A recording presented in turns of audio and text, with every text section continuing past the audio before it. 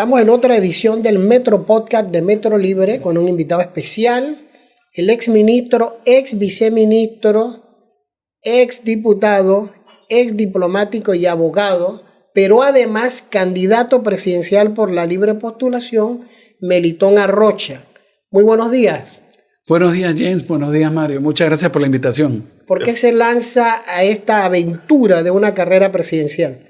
Bueno, yo creo que son tres los temas que me llevan a tomar esta determinación. La primera, la preocupación de lo que está pasando con la indolencia del gobierno, ¿no? La indolencia de este gobierno en especial, en donde, por ejemplo, vemos largas filas en la Caja del Seguro Social, vemos largas filas en el oncológico, temas que deberían ser fácilmente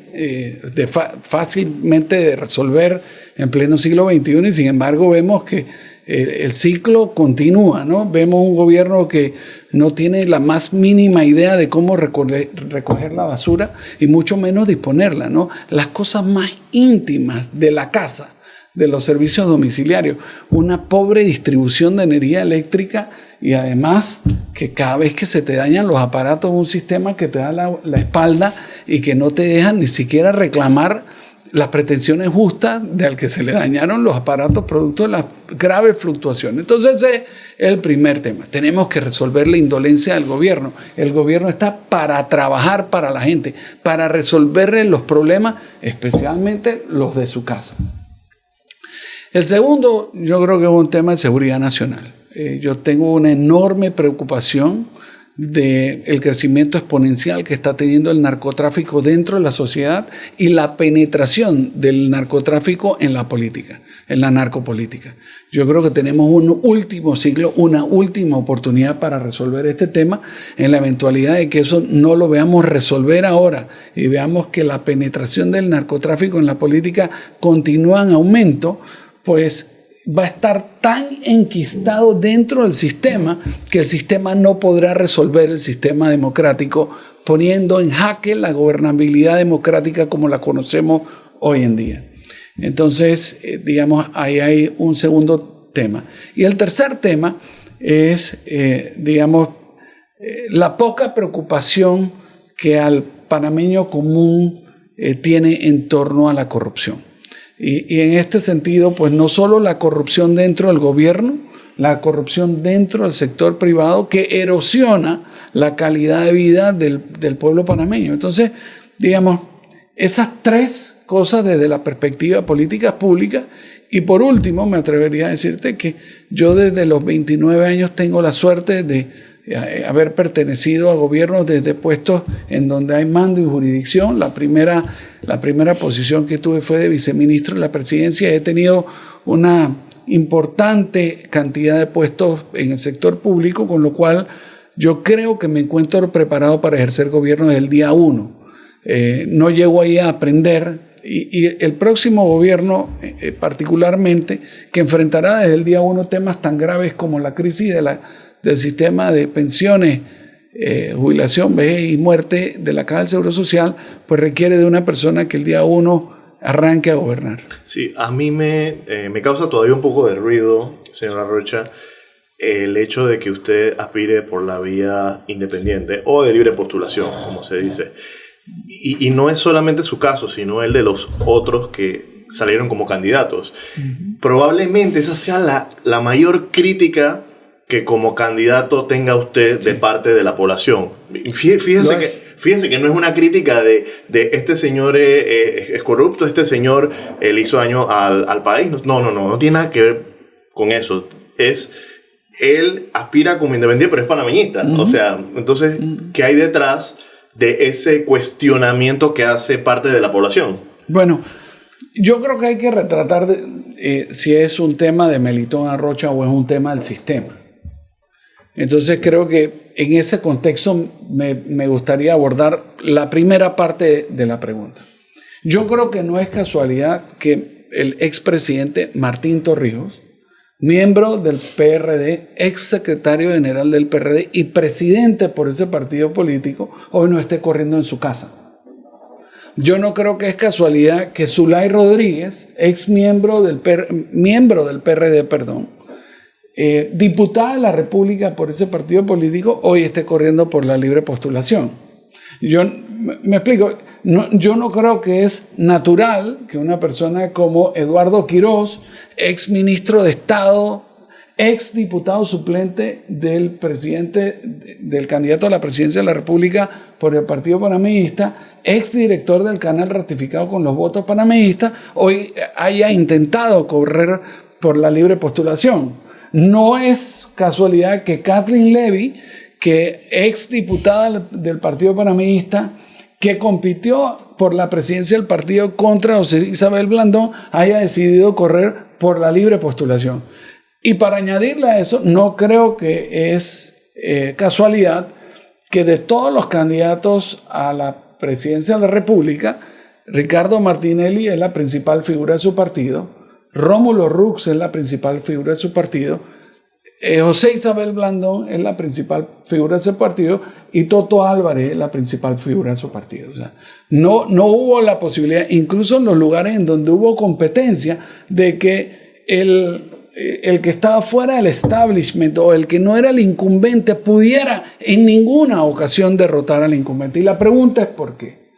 Y la respuesta yo la he dado en varias ocasiones. Después de que usted revisa la última reforma electoral, usted llega a la conclusión inexorable de que la última reforma electoral corrompió el sistema político. ¿Por dónde lo corrompió? Primero, porque le da una cantidad muy significativa de aporte económico por vía de subsidio a los partidos políticos de los impuestos de todos nosotros. Y se lo da con muy poca supervisión.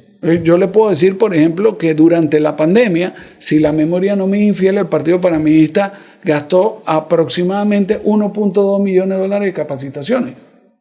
O sea, son cifras realmente importantes. Pero como si fuera poco, el tema de las reservas a las cuales ha tenido determinada caja de resonancia en los medios de comunicación, si yo estoy en la capacidad de reservar hasta el 40% de los puestos, le voy a decir qué es lo que sucede. Si James que está pensando correr como candidato a diputado por el Partido Panameñista y es un líder en David, y yo que estoy fuera de la rosca me acerco a James y empezó a hacer química y tenemos la misma sintonía ideológica y podemos hacer una plataforma, pues solo necesita recibir una llamada de la Junta Directiva diciéndole, mira, estamos pensando reservar tu puesto para que tú cambies de opinión, de apoyar al no incumbente, de apoyar al que está fuera de la rosca.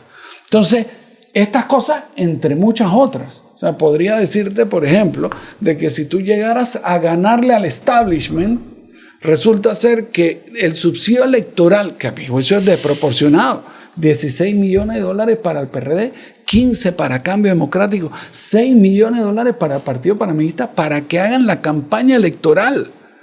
Si tú le ganas al establishment, tienes que pedir que te firmen los cheques de campaña a la persona que tú le acabas de ganar. Don Melitón, pero este fraccionamiento del panameñismo no ayuda a los otros partidos, porque ustedes son figuras influyentes dentro del colectivo, por ser exministros y por tener un grado de apoyo dentro de la masa panameñista. En el momento en el que ustedes se fraccionan, el partido pierde fuerza. O sea, es una lógica en la que ninguno gana y gana el adversario.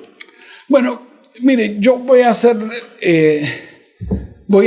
eco de las declaraciones de Toto Álvarez, el presidente del país, en donde hace pocos días decía que el que va a encabezar la nómina presidencial es el señor Rómulo Rux en la alianza, ¿no?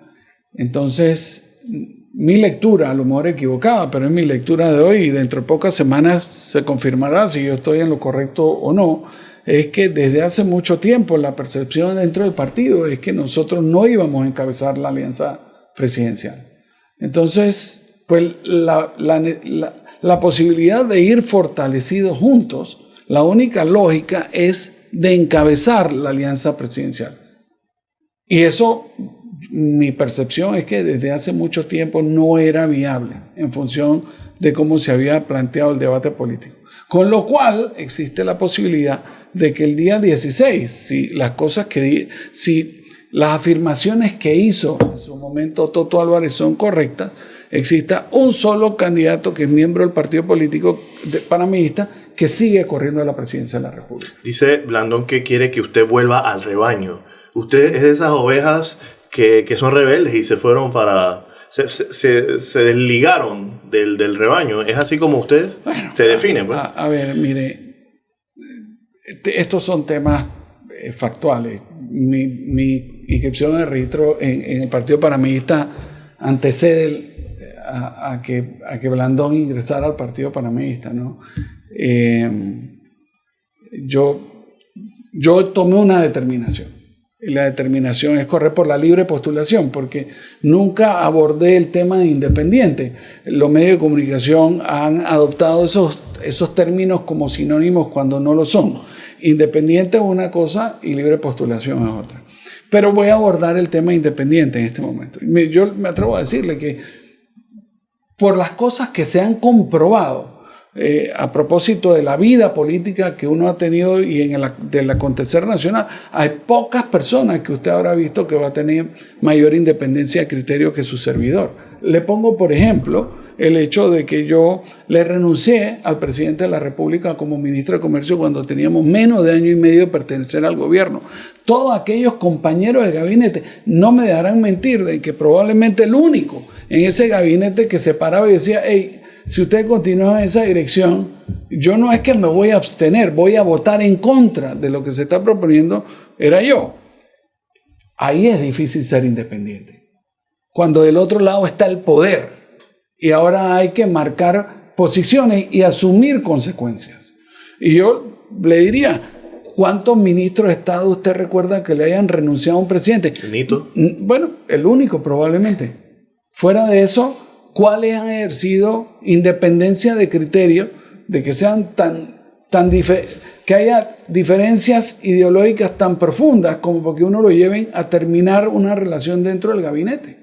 Eso no se ve con mucha frecuencia y yo creo que a mi juicio es una carta de presentación con respecto a mi independencia de criterio. Se podría interpretar que su postulación como candidato a la libre postulación, su distanciamiento con la actual directiva del Partido Panameñista podría derivar en que cuando termine este proceso electoral usted va a participar en un movimiento de renovación del Partido Panameñista.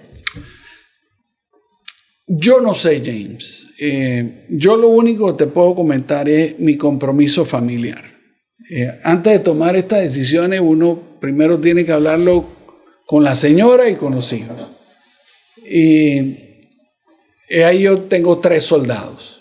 Pero esos 3 soldados me dijeron, esta es la última pelea que peleamos. Eso no quiere decir que no participaré pasivamente de política, pero esta es mi última vuelta al ruedo. Y bueno, lo intento hacer de la mejor manera posible. Intento generar una otra voz que planteará cosas por ratos diferentes a lo que está planteando la clase política en algunos temas.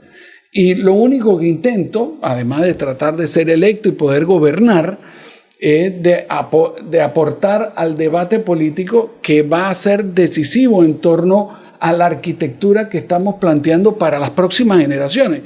Ahora nos jugamos no lo que vamos a ver James y yo. Ya nosotros el reloj nos empezó a contar al revés. Pero tú y tus hijos y mis hijos y tus hijos y tus nietos, pues ellos dependerán de las cosas que hagamos o dejemos de hacer en el próximo gobierno. Entonces, regresando allá, no tengo una visión clara cuál es mi futuro político después de este ciclo electoral. Lo que te puedo decir es que esta es la última vez que participo de un proceso de votación popular directa. Ahora, cuando vemos a los partidos en los últimos quizás 16 años o 20 años, se han producido movimientos internos que han dividido a los partidos más representativos de la democracia cristiana. El Partido Panameñista ha enfrentado varios episodios con el expresidente Guillermo Endara, que luego terminó en otro partido y fue candidato en 2 ocasiones. Lo vimos cuando Alberto Vallarino confrontó al expresidente Mireya Moscoso con el apoyo de Juan Carlos Varela, y lo vemos ahora con todas las figuras que usted ha mencionado que han buscado rumbos distintos para participar en el torneo electoral. Lo vimos en el Partido Popular. Cada elección, el Partido Popular surgía una fracción y se fueron dividiendo. Lo hemos visto en el PRD, sobre todo a raíz de las últimas 3 elecciones. Y esta en particular. Lo hemos visto en Cambio Democrático. Y así, vamos viendo otros partidos. Lo hemos visto en el Molirena. Esto ¿cómo se puede interpretar? ¿Hay una crisis en los partidos políticos o es que los partidos políticos se convirtieron en estructuras donde un grupo controla y la gran mayoría queda afuera? Yo creo una mezcla de todo. Yo creo que, por ejemplo, y me voy a referir al Partido Panameñista, que lo conozco un poco más, el hecho de que la bancada panameñista en muchas ocasiones no haya sido un instrumento de una férrea oposición al gobierno, sino que en algunas ocasiones se ha plegado a la postura de gobierno, una cosa que le genera desilusión a mucha gente, que tal vez no le genera la desilusión a la junta directiva y que aprende a cómo convivir con ese tema en función de planillas, de contar votos y saber cómo me mantengo de presidente del partido, cómo voy a tener los suficientes apoyos para mantenerme como el candidato a la presidencia de la República en las primarias, pero que en definitiva la gente que está de abajo, que no está haciendo esos cálculos diarios, lo que se siente es alejada de su cúpula y no se sienten representados porque entendieron el día que se dieron las elecciones y los comicios generales pasados que al Partido Revolucionario Democrático la sociedad le había confiado la enorme responsabilidad de hacer gobierno, pero al Partido Panameñista, entre otros, le había confiado la enorme responsabilidad de hacer oposición.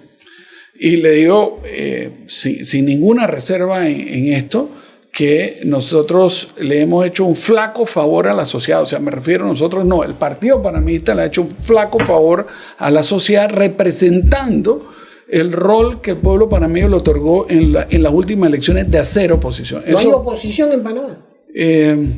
Hay una oposición complaciente, me atrevería a decir yo. Y eso pues tiene explicaciones. El presupuesto general, el presupuesto de la Asamblea Nacional en las últimas 3 semanas ha aumentado $28 millones por vía de traslado presupuestario en la Comisión de Presupuesto. El próximo presupuesto es por encima de los $200 millones. Mucha gente piensa que ese presupuesto para el momento de las elecciones va a terminar en $250 millones. Ahí no hay nada más que todos los equipos de campaña de todos los diputados dentro de la planilla de la Asamblea para garantizar su reelección. Entonces, cuando tú tienes una persona que es de la libre postulación o de un partido en oposición, tú arrancas compitiendo contra una planilla gigantesca. Pero eso no lo hacen en todos los gobiernos. Pareciera que eso se repite, un poquito más alto, un poquito más bajo, pero es como el mismo esquema, el mismo molde. Y yo tengo que concluir que estás en lo correcto, habiéndote dicho que tu servidor, cuando estuvo en la Asamblea Nacional, de la planilla 172 utilizó 0 centavos. Y de la planilla 080, en mi plenitud, tuve que contratar a 3 personas, ¿no? Bueno, cada uno lo hace como lo estima conveniente. Por supuesto, mi aspiración no era ir a la reelección. Entonces, eso por una parte. Y por la otra parte, tenemos lo siguiente. Tenemos una descentralización paralela, que si en la Asamblea tiene la planilla, en la descentralización paralela tiene la caja menuda. Señora Rocha, cuando usted se reúne con amigos, con empresarios, y esa persona le dice a usted, no, Memelito, tú no llevas chance, ¿qué le responde usted? El expresidente Uribe vino aquí a Panamá marcando 2%. Y mucha gente con los cuales se reunió le dijeron que no tenía chance. Meses más tarde le estaban poniendo la banda presidencial al expresidente Uribe como presidente constitucional de la hermana República de Colombia. En política no hay nada escrito, fíjese. Y una de las cosas que está haciendo crisis en los partidos políticos es que la estructura que antes era tan necesaria para llevar el voto a la urna, hoy está siendo en alguna medida, particularmente en la parte presidencial y en las alcaldías grandes, reemplazadas sí, por social media, por Twitter, por Facebook, por Instagram. Ahora ya no necesitas llegarle a la gente a través de la estructura política del partido. Hoy puedes tener una comunicación directa. Esa es la modernidad. Es decir, que usted no cree que tenga la misma suerte, por ejemplo, del señor Ameglio, y lo que le sucedió en las últimas elecciones. Mire, yo no lo puedo descartar de que eso es lo que me va a pasar. Tampoco te puedo decir que eso es lo que va a hacer o va a suceder. A mí lo que me queda es trabajar muy duro, intentando pues poner sobre la mesa algunos puntos que creo que son importantes y donde me veré recompensado si alguna de esas ideas, aun cuando no gane, formen parte del acervo de las propuestas de gobierno que después se implementarán. Al final, por encima de si llego a ser presidente o no, yo soy panameño y mi aspiración es que mis hijos puedan vivir en paz y tranquilidad en Panamá y que mis nietos perciban que tienen más futuro que el que tuvieron sus padres y ciertamente sus abuelos. Si nosotros logramos construir una sociedad sobre estos principios, yo me sentiré muy a gusto hasta donde llegue. El comentario de muchos es que para poder llegar a ser candidato por la libre postulación hay que tener billete y hay que dar billete. Sí, yo no lo creo, pero activistas, movilizaciones, entonces... Sí, no, y en política, o sea, yo lo planteé. El PRD parte con $16 millones de subsidio electoral. Cambio Democrático parte con 15, el Partido Panameñista con 6. Usted asuma nada más que si se da esa alianza está por encima de los 20 millones. ¿Cuánto ha invertido usted en esta campaña? Olvídate la inversión, que es muy poca. Lo que me va a dar el Tribunal Electoral para poder realizar la campaña son $805,000. Y compara tú 805,000 contra 20 millones de dólares. Esto es una guerra de tigre suelto contra burro amarrado. Pero además, la libre postulación, déjame describírtela. Nos presentamos a la libre postulación 20 personas y el Tribunal Electoral, cuando se cerró el ciclo de postulaciones por la libre postulación, nos presentó 20 bicicletas y nos dijo, señores, arranquen a pedalear que dentro de 350 días, el que más kilómetros haya recorrido, los 3 que más kilómetros hayan recorrido son los que ganarán. 350 días más tarde, se escogieron 3. Pero cuando nos bajamos de la bicicleta, descubrimos que la bicicleta era estática y que no nos habíamos movido 1 centímetro. Porque la libre postulación está dirigida, la arquitectura está definida para que tú no avances absolutamente nada. Hace un mes empezamos a reestructurar toda la campaña, ahora sí, ya no para recoger firmas, sino ahora para empezar a buscar votos. Y bueno, hoy, a diferencia de los partidos políticos, que el enfoque es distinto, nosotros todavía nos encontramos en una etapa embrionaria y hemos definido varias etapas por las cuales tenemos que transitar. La primera de octubre, la siguiente de enero y la última al día de las elecciones. Pero existe el caso en el que usted pueda ceder para acompañar a otro candidato. Digo, al final todos dicen que no se van a bajar y en la realidad termina siendo una papeleta con mucho menos actores de lo que se planteaban desde el inicio. Mire, yo intento primero ser pragmático y segundo ser una persona clara en sus posiciones. Frente a su pregunta, ¿son mayores que 0 las posibilidades de que usted no termine la carrera presidencial? Yo tengo que decir que sí. Por supuesto que son mayores que 0. ¿Es mi aspiración? ¿A eso es lo que estoy apuntando? Por supuesto que no. Ahora, en algún momento uno tiene que entender que tiene que imperar un pragmatismo político, que uno tiene que entender que aquí no está en juego Melitón Arrocha, que lo que está en juego es el futuro político del país y dependiendo de las circunstancias como se vayan presentando, eso irán haciendo que yo y los otros actores tomemos decisiones. En este momento, por supuesto, sería más que prematuro decir que mi expectativa, que estoy montando una campaña, que estoy tratando de entusiasmar a gente de que participe en el movimiento que estamos tratando de consolidar, estamos pensando que no va a llegar a feliz término. Por el contrario, en este momento, todas las mañanas me levanto pensando que vamos a llegar no solo al día de las elecciones, sino además que tenemos oportunidad legítima de ser el próximo presidente de la República. Todas las encuestas nos dicen, por lo menos así lo han presentado en los últimos 12 meses, que Ricardo Martinelli tiene las mayores preferencias electorales. Pero también los analistas o los que se dedican a analizar el panorama electoral aseguran que nadie puede ganar solo y que se necesitan alianzas. ¿Usted cree que esto es posible entendiendo que una candidatura por libre postulación no tiene la estructura de un partido? Y si no va en una alianza, posiblemente lleva las desventajas, como ya usted lo ha mencionado, de financiamiento, de activistas, de jurados de mesa, de proselitismo. Sí, fíjese, esa es una pregunta a la cual yo no le tengo una respuesta concreta todavía. Estamos trabajando en ello. Y eso iremos contestándola en la medida que vaya pasando el tiempo. Creo que van a haber dos momentos en esta campaña. Bueno, primero una nota, ¿no? Yo tomo a beneficio de inventario lo que digan los analistas. Los analistas han comprobado una y otra vez que son expertos equivocándose en pronosticar el resultado de una elección, especialmente en Panamá, ¿no? Y las encuestas, yo creo que hay una bonita oportunidad de devolverle credibilidad a esos instrumentos, porque hasta la fecha realmente en muchas ocasiones están muy distantes del resultado. Yo creo que mirando hacia adelante van a pasar algunas cosas. Primero, la libre postulación establece que hasta el 30 de octubre cualquier candidato que se retire lo que hace es habilitar al que quedó de cuarto, con lo cual si un candidato por la libre postulación declinara su candidatura, no es que retira la balota del ánfora, es que entra una nueva, con lo cual eso genera, digamos, determinadas complejidades de que la gente por la libre postulación vaya en esta primera etapa en una alianza.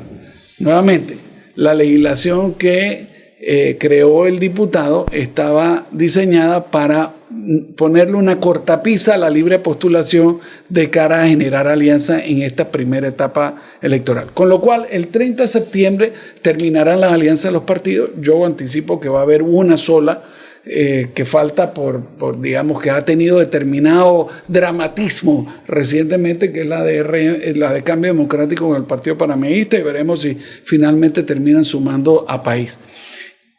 El 30 de octubre se llenarán todas las reservas, ¿no?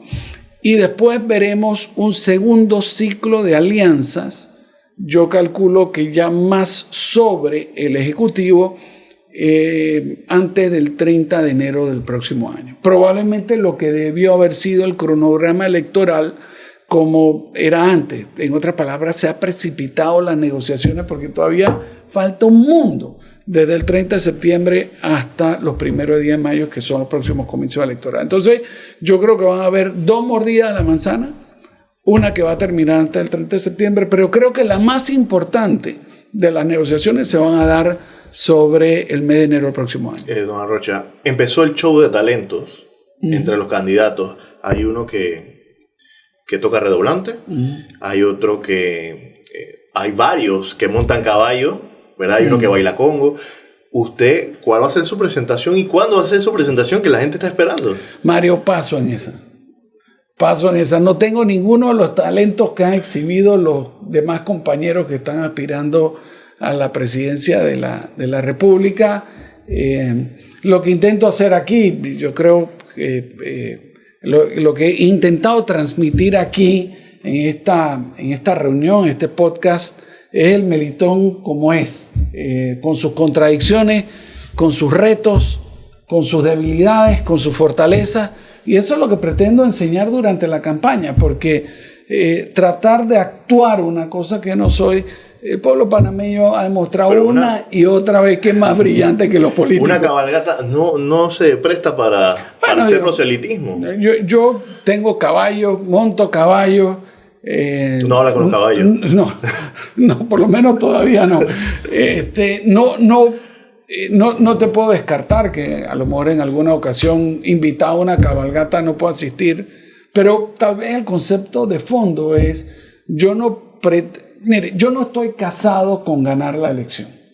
Esto no es una cosa que va a marcar mi vida o que la va a definir. Por supuesto es mi aspiración, pero no estoy dispuesto ni a negociar ni a comprometer absolutamente nada de cara a tratar de hacer lucir una persona que no soy, prometer cosas que sé que no puedo cumplir o hacer creer a la gente que a través de su prestigioso medio de comunicación nos ve de que represento algo que genuinamente no lo soy.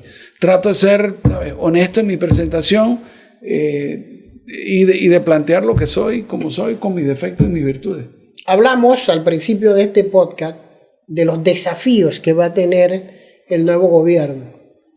Y como este es un tema de decirle a la gente, quisiéramos saber si ya usted tiene claro de llegar al poder, de ganar la presidencia, cómo vamos a resolver asuntos como la Caja del Seguro Social.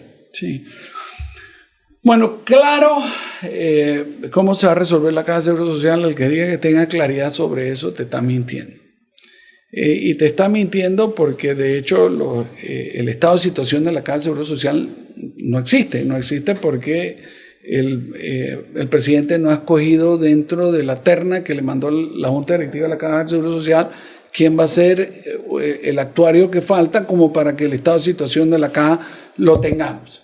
Habiendo dicho eso, hay algunas cosas que uno no necesita tener el estado de situación de la Caja en la mano para saber qué tiene que hacer. La primera es, nosotros tenemos un sistema de salud que está caracterizado por la espera, por la demora, por las filas, pero sin embargo tiene más de 32,000 funcionarios públicos del sistema de seguridad social, con lo cual uno no necesita ser un genio para saber que hay mucha gente, pero que no están ubicados en los lugares en que se necesitan.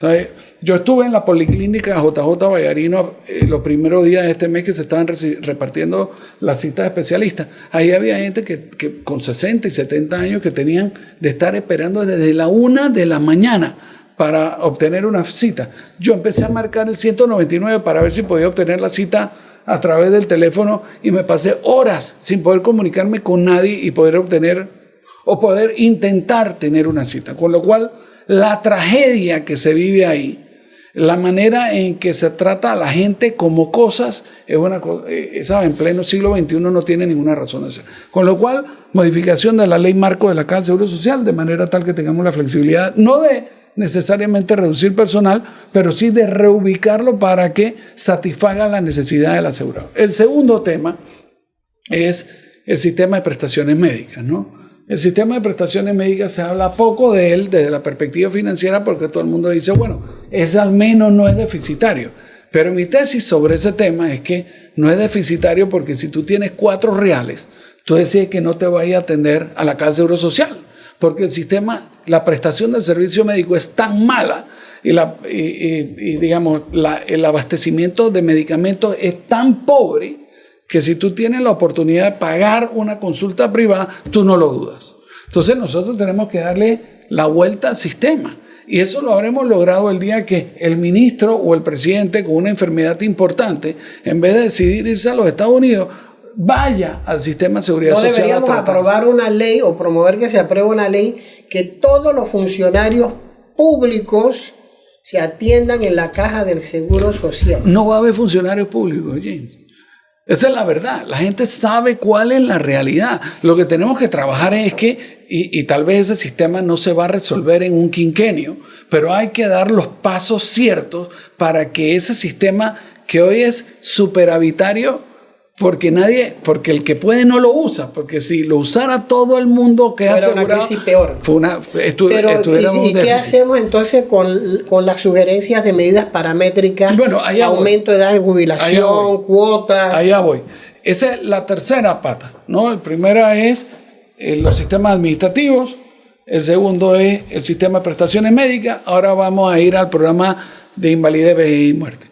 Bueno, uno no tiene que ser un experto ni tiene que tener acceso a los estados financieros auditados de la Caja del Seguro Social para saber que el sistema se creó cuando las expectativas de vida eran unas y gracias a Dios, en función de las maravillas de los avances médicos, pues las expectativas de vida no solo han incrementado, sino que tenemos todas las indicaciones nos dicen que van a seguir aumentando las expectativas de vida. Y eso inmediatamente pone en jaque al sistema, ¿no? Tenemos mismas cuotas con más expectativa de vida. Y con respecto a eso, hasta no tener los estados financieros auditados, yo creo que no se va a poder tomar una decisión en concreto, pero las cosas que puedo decir es, 1, vamos a tener que tomar medidas duras, en donde todos vamos a tener que poner de nuestra parte para poder resolver un problema gigantesco que pone en riesgo la viabilidad económica de la sociedad. De ese tamaño es el tema de la Caja de Seguro Social. Cosa que no descarto, medidas paramétricas. Yo no puedo sentarme en esta mesa y decirte, no, yo descarto medidas paramétricas. Dicho sea paso, el presidente de la República lo hizo. Lo que nunca nos dijo es que él descartaba medidas paramétricas porque iba a patear la bola al próximo gobierno. Ese pedazo nunca nos lo dijo. Entonces, eso es un tema. El tema de jubilaciones especiales. Nosotros tenemos que plantearnos como sociedad si vamos a continuar con jubilaciones especiales en donde el Estado saca de un bolsillo y le paga a algunos miembros, dependiendo en qué estamento se encuentran, y le dice, ok, tú con 20 años o 25 años de servicio te puedes ir. Y tú encuentras gente con 45 años jubilados con el salario máximo que tuvieron, y eso lo saca el Estado de su plata. Pero sin embargo también le vamos a pedir al Estado que sufrague el déficit que tiene la Caja de Seguro Social. Yo creo que todo eso tiene que estar sobre la mesa. Y yo estoy aquí para decirle al pueblo panameño que de llegar a la presidencia de la República, todos vamos a tener que asumir, ¿sabes?, determinado grado de responsabilidad y determinado grado de sacrificio.